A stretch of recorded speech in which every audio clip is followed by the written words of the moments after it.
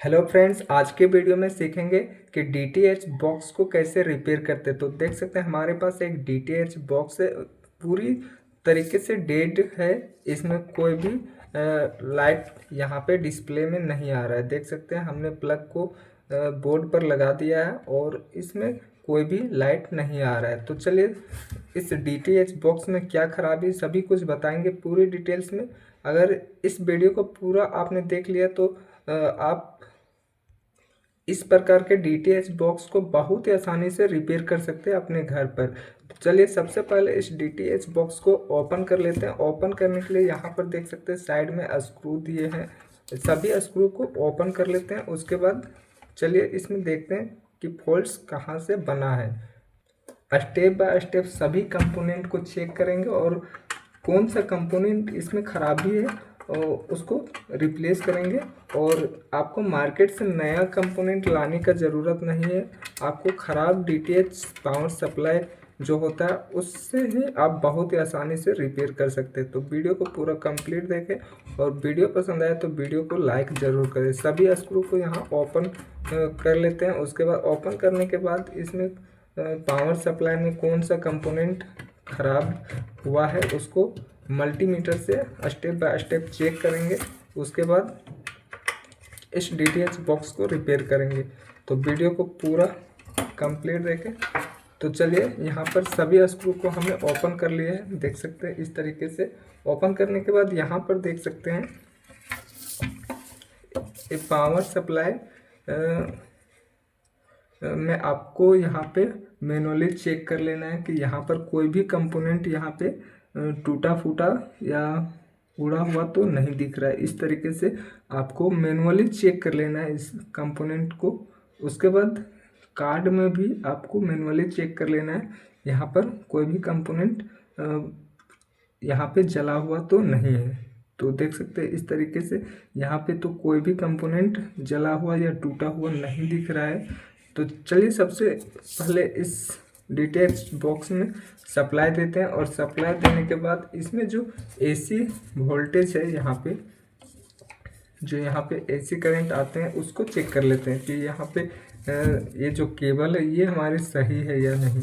तो AC current को check करने के लिए यहाँ पे मल्टीमीटर को आपको एसी 600 की रेंज में सेट कर लेना है। उसके बाद मल्टीमीटर के दोनों प्रोब को इस तरीके से टच करेंगे तो यहाँ पर देखेंगे कि यहाँ पे वोल्टेज जो है यहाँ पे 252-53 वोल्ट यहाँ पे अवेलेबल है। यानी कि यहाँ पे इस केबल से जो सप्लाई आ रही है वो हमारे यहाँ तक बिल्कुल अच्छे तरीके से पहुँच रही है। उसके बाद सप्लाई में कौन सा कंपोनेंट ख़राब है जिसके कारण से यहाँ पे सप्लाई आगे नहीं जा रही। तो चलिए इस केबल को निकाल लेते हैं। उसके बाद ये जो पावर सप्लाई है पावर सप्लाई को बाहर निकाल लेते हैं। पावर सप्लाई को बाहर निकालने के लिए इस चेक को इस तरीके से निकाल लेना है। उसके बाद यहाँ पर इसको भी पूरी तरीके से बाहर निकाल लेते हैं इस पावर सप्लाई को। चलिए इसको बाहर निकाल लेते हैं। उसके बाद दिखाते हैं कौन सा कंपोनेंट में खराबी है। तो इस सप्लाई को हमने बाहर निकाल लिया है इस तरीके से। उसके बाद चलिए इसको साइड में रखते हैं इस बॉक्स को। उसके बाद स्टेप बाय स्टेप चेक करते हैं सभी कंपोनेंट को। तो सबसे पहले आपको यहाँ पे जो इसमें फ्यूज लगा हुआ है उस फ्यूज को चेक कर लेंगे। इस तरीके से खोलेंगे तो ये जो फ्यूज बॉक्स है ये बहुत ही आसानी से यहाँ पे खुल जाती है इस तरीके से। उसके बाद चलिए फ्यूज को चेक कर लेते हैं कि फ्यूज हमारा सही है या ख़राब है। तो फ्यूज को चेक करने के लिए मल्टीमीटर को यहाँ पे कंटिन्यूटी रेंज पर रखना है। इस तरीके से मल्टीमीटर को कंटिन्यूटी रेंज पर रख लिए हैं हम। उसके बाद मल्टीमीटर के दोनों प्रोब को इस तरीके से फ्यूज के दोनों टर्मिनल पर इस तरीके से टच करेंगे। तो यहाँ पर देख सकते हैं मल्टीमीटर के दोनों प्रोब को टच करने से यहाँ पे मल्टीमीटर में बीप की आवाज़ आ रही है। इसका मतलब कि ये जो फ्यूज है ये हमारा बिल्कुल सही है, फ्यूज सही है, फ्यूज खराब नहीं हुआ है। उसके बाद यहाँ पर जो डायोड लगे हुए हैं आप देख रहे हैं, देख सकते हैं 4 डायोड यहाँ पे लगे हुए हैं। इस डायोड ब्रिज रेक्टिफायर के कारण यहाँ लगाया गया है, ब्रिज रेक्टिफायर बनाया गया है। तो इस डायोड के ख़राब होने के कारण से भी सप्लाई जो है हमारे आगे नहीं पहुंच पाती है। तो डायोड को भी एक बार चेक कर लेते हैं। डायोड को चेक सेम उसी तरीके से करना है, मल्टीमीटर को कंटिन्यूटी रेंज पर ही रखना है। उसके बाद डायोड के इस तरीके से चेक करना है। एक डायोड के जो इधर सिल्वर साइड जो पट्टी होती है उसमें लगाना है, उसके बाद दूसरे प्रोब को दूसरे साइड में लगाना है इस तरीके से। तो यहाँ पे रीडिंग शो हो रहा है 571 यानी 571 वोल्ट 1 रीडिंग यहाँ पे शो हो रहा है। तो इस तरीके से एक साइड में यहाँ पे रीडिंग शो हो रहा है इस डायोड में, और मल्टीमीटर के प्रोब को जब चेंज करेंगे तो यहाँ कोई भी रीडिंग शो नहीं होना चाहिए। तो देख सकते हैं यहाँ पे कोई भी रीडिंग शो नहीं हो रहा है। अगर इस तरीके से डायोड कुछ बिहेव करता है तो ये जो डायोड है ये हमारा सही होगा। अगर यहाँ पे मल्टीमीटर में कंटिन्यूटी की जो बीप की आवाज़ होती है वो हमारी यहाँ पे आती तो ये डायोड हमारा ख़राब होता है।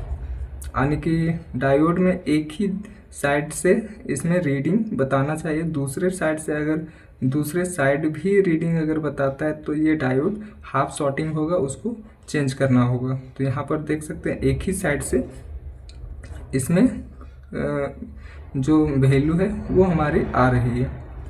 तो अब दूसरे डायोड को चेक करेंगे। दूसरे डायोड में भी देख सकते हैं तकरीबन 573 यहाँ पे रीडिंग शो हो रहा है। अब मल्टीमीटर के प्रोब को चेंज करेंगे इस तरीके से। तो दूसरे डायोड में भी देख सकते हैं यहाँ दूसरे साइड से चेक करने पर भी यहाँ पे कोई भी रीडिंग शो नहीं हो रहा है। तो यहाँ पे डायोड दूसरे डायोड भी सही है। तीसरे डायोड चेक करते तो तीसरे डायोड में भी एक साइड में रीडिंग शो हो रहा है तकरीबन 572 के बीच में। तो ये भी डायोड हमारा सही। चौथा डायोड को चेक करेंगे इस तरीके से। तो यहाँ पे चौथा डायोड में भी एक साइड में वैल्यू नहीं बताया, दूसरे साइड में देख सकते हैं 576 के समथिंग में यहाँ पे वैल्यू शो हो रहा है। इसके मतलब यहाँ पे ये है कि ये जो डायोड लगा हुआ है ये डायोड बिल्कुल हमारा सही है, डायोड सही है।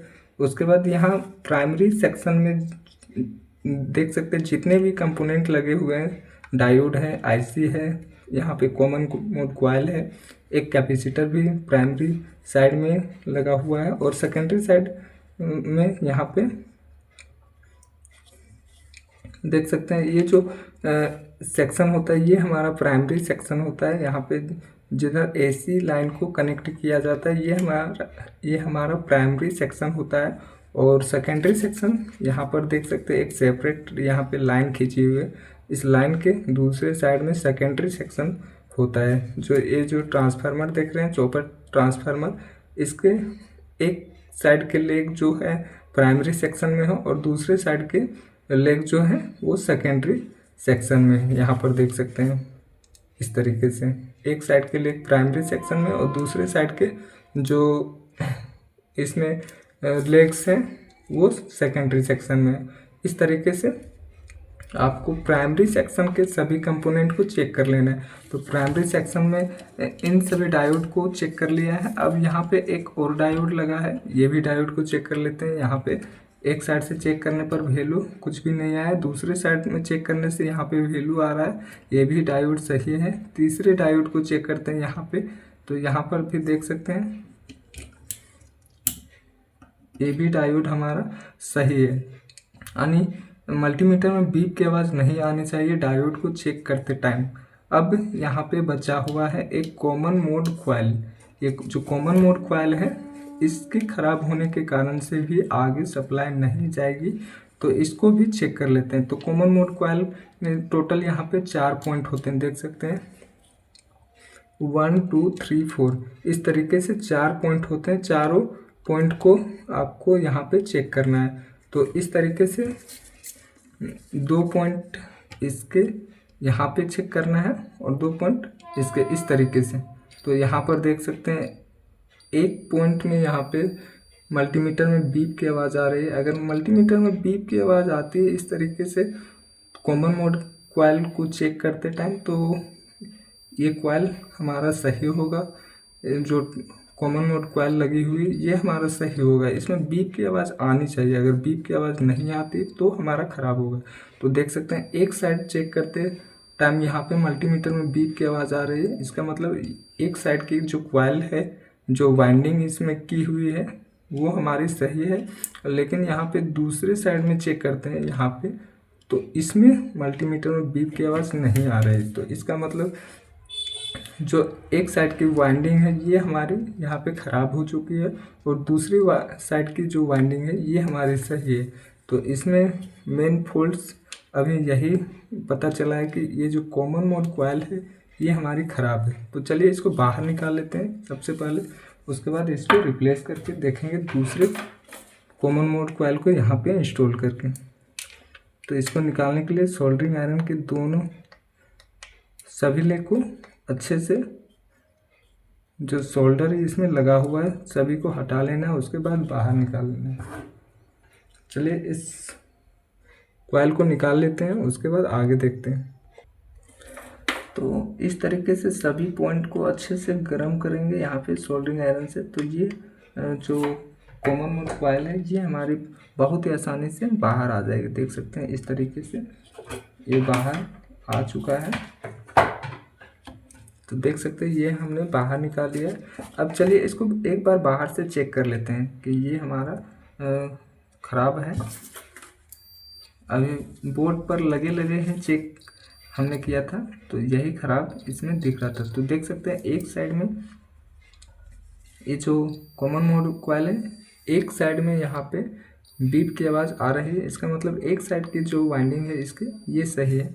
अब इसको दूसरे साइड चेक करते हैं, तो दूसरे साइड में भी बीप की आवाज़ आनी चाहिए इस तरीके से। तो यहाँ पे बीप की आवाज़ नहीं आ रही दूसरे साइड में, देख सकते हैं यहाँ पे दूसरे साइड में बीप की आवाज़ नहीं आ रही। तो ये जो कॉमन मोड कॉइल है ये ही ख़राब है इस डीटीएच सप्लाई में। तो चलिए अब दूसरे बोर्ड से यहाँ से निकालते हैं कॉमन मोड कॉइल को और लगाते हैं इसमें।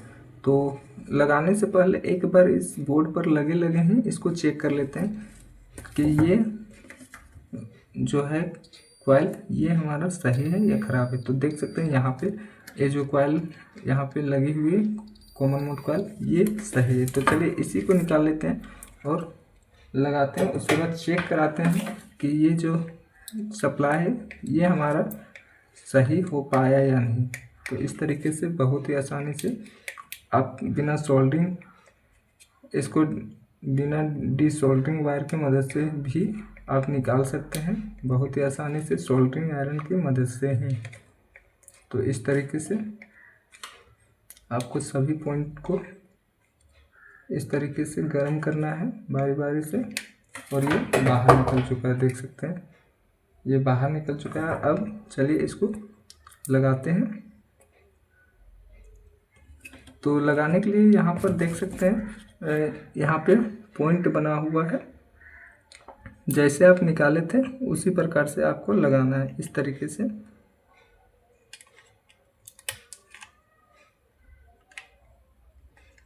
इसमें सीधा और उल्टा नहीं होता है, आपको इसकी जो पॉइंट्स बनी हुई उसी पॉइंट्स में आपको इसको लगाना है इस तरीके से।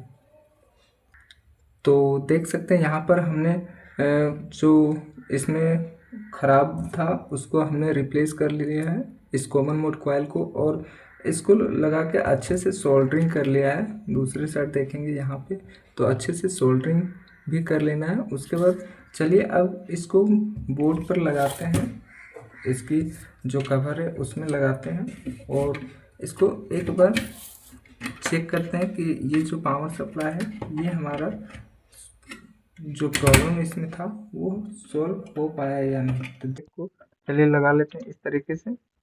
अब इसमें सप्लाई देते हैं बोर्ड से कुछ इस तरीके से। तो हमने सप्लाई दे दिया है। अब इसमें यहाँ पे वोल्टेज आ रहा है या नहीं, तो देख सकते हैं ये जो डीटीएच बॉक्स है ये पूरी तरीके से यहाँ पे डिस्प्ले में इसकी जो लाइट है वो यहाँ पर आने लगी है। देख सकते हैं कुछ इस तरीके से, और ये अच्छे से वर्क भी कर रहा है। तो यहाँ पर एक छोटा सा फॉल्ट था जिसको हमने स्टेप बाय स्टेप चेक करके इसकी फॉल्ट को निकाला। उसके बाद इसको रिप्लेस करने के बाद ये जो DTH बॉक्स है ये हमारा यहाँ पे चालू हो गया है, देख सकते हैं इस तरीके से। तो उम्मीद करते हैं ये वीडियो आपको ज़रूर पसंद आई होगी। अगर इसी तरह का और वीडियो देखना चाहते हैं तो हमारे इस चैनल को लाइक करें, शेयर करें, और चैनल में नए आए हैं तो चैनल को सब्सक्राइब जरूर कर लें इसी तरह का और वीडियो देखने के लिए। तो मिलते हैं अगले वीडियो में, तब तक के लिए आप अपना ख्याल रखें। Thank you so much for watching this video.